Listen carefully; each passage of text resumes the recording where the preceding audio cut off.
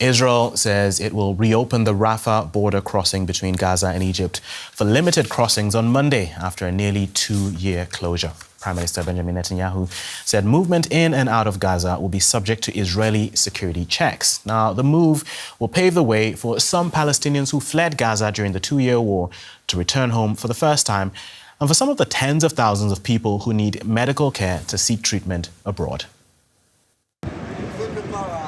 Ambulances waiting to take sick and injured Palestinians across the border into Egypt. It's still unclear how many Palestinians will be allowed to cross, but the number could be as low as 150 per day. Local health authorities say as many as 20,000 are waiting for transport. People like these dialysis patients. The Rafah border crossing is a lifeline for Gaza. It's a lifeline for us, the patients. We don't have the resources to be treated in Gaza. We have to go outside in order to get the treatment. This machine is just barely keeping me alive. We have to go outside to continue with our treatment journey. Israel carried out system checks Sunday to prepare for the crossing's limited opening on Monday. A glimmer of hope for some. God willing, they'll open the crossing because we really need it. There are so many sick people, including my father and mother. We demand that the crossing be opened because we need to evacuate people who need treatment. Aid supplies are also amassing at the Rafah crossing. Currently, agreements call for as many as 600 trucks to pass the crossing per day. Aid agencies accuse Israel of obstructing deliveries of badly needed humanitarian aid. So far, there's been no word on whether aid will also be allowed to enter the territory freely. Well, for more on this, let's bring in Mairav Zonszein. She's a senior analyst with the International Crisis Group and joins me from Tel Aviv. Great to have you on DW News. So, Mairav, the opening of the crossing was planned for today, Sunday, but then postponed to tomorrow. Why is that? It's good to be with you, Pablo.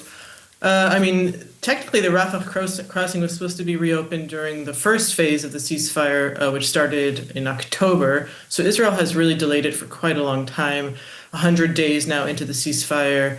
And today it claims, Israel, that this was kind of a pilot to make sure things were working, that it was kind of a professional day to practice and train, and that it will reopen tomorrow. But this is also something that it said last week. But hopefully tomorrow we will finally see actual movement back and forth. I think this is largely Israel's way, which is a pattern in all of the way that the ceasefire has developed in retaining control and asserting that it is ultimately the one that is making the decisions. All right, well, we mentioned it already, but how many people are actually waiting to leave through Rafah? There are many people seeking medical treatment abroad among those, right? Yeah, it's important to understand that Gaza is surrounded by Israel on one side and Egypt on the other side, and of course the Mediterranean, and it's the only gateway of Gazans to the world, and it's been completely shut off, and before that it was under blockade. I think reports said something like 20,000 medical, emergencies, really, some more urgent than others, but medical cases of people waiting, people with all kinds of diseases, but also people who have been injured during the 2 years of war, and they have been waiting for a long time to get out. Now, Rafah is considered a key entry point for humanitarian aid, but according to Israeli authorities, it'll only be opened for people on foot.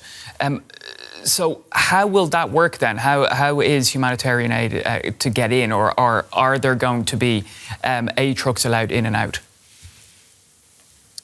Well, we don't know exactly what it's going to look like. According to the reports, Israel is going to allow something between 100 to 150 people crossing in both directions. And of course, Israel has an interest in Palestinians from Gaza leaving and less of an interest of Palestinians coming back in. And there's all kinds of restrictions that it's putting. For example, if you were born in the last 2 years to a family from Gaza who fled Gaza and wants to come back, those babies that were born in the last 2 years are considered not allowed because they were born outside of the Strip in the last 2 years. And Egypt has an interest in, of course, it has something like 150,000 Palestinians that have trickled through during the war. It has an interest in allowing those Palestinians back in. At this rate, with the medical issues and people who want to return, it will take years and years and years for people to go back in and for people who need to get out. So Israel is really doing a partial opening here, and it's still leaving a lot of restrictions in place. Just like we have a partial ceasefire, we have a partial opening of Rafah. Tell us, if you can, what the situation is like now inside the Gaza Strip.